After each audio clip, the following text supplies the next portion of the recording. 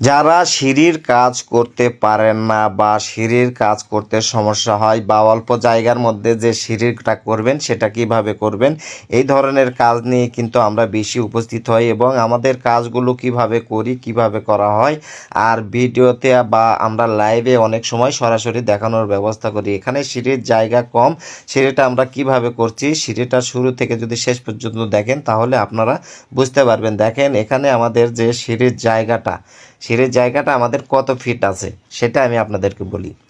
সিঁড়ির জায়গাটা আমাদের আছে এখানে 15 ফিট। 15 ফিট যদি জায়গা থাকে তাহলে আমরা উপরে 3.5 ফিট দেবো, নিচে 3.5 ফিট দেবো, মানে ল্যান্ডিংটা। আর আমাদের যে মাঝখানের জায়গাটা থাকবে সেটা আমরা 8 ফিট নিব। দেখেন এখানে 3.5 ফিটে কিন্তু আমরা দাগ দিছি। 3.5 ফিট আমাদের চৌকি হবে, কিন্তু 3.5 ফিট যদি চৌকি দেন এখানে কিন্তু 10 ইঞ্চি আপনাকে র্যাম ধরে নিতে হবে। আপনার 3.5 ফিটেই কিন্তু সিঁড়ির ধাপটা হবে এবং আমরা যে 10 ইঞ্চি র্যামটা নিলাম এটা কিন্তু কাঠের স্লোপটা দিব, মানে সিঁড়ির র্যামটা। অবশ্যই সব কিছু আপনাদেরকে আমি শুরু থেকে শেষ পর্যন্ত ভিডিও শাটারিং বা রড বাঁধার পরেও আমি ধাপি মেরে আপনাদেরকে এই ভিডিওটা দেখাবো যে আমাদের ধাপি কত, মানে চৌকিটা কত রাখলাম, ল্যান্ডিংটা কত রাখলাম, তারপরে আমাদের যে সিঁড়িটা কত ইঞ্চি হবে, সেক্ষেত্রে সব কিছু আমি আপনাদেরকে শুরু থেকে শেষ পর্যন্ত দেখাবো। আমাদের এখানে কিন্তু র্যাম সহ কিন্তু আমাদের আছে 116 ইঞ্চি জায়গা। আমরা এখান থেকে যদি 10 ইঞ্চি বাদ দিই তাহলে আমাদের জায়গা থাকবে 106 ইঞ্চি।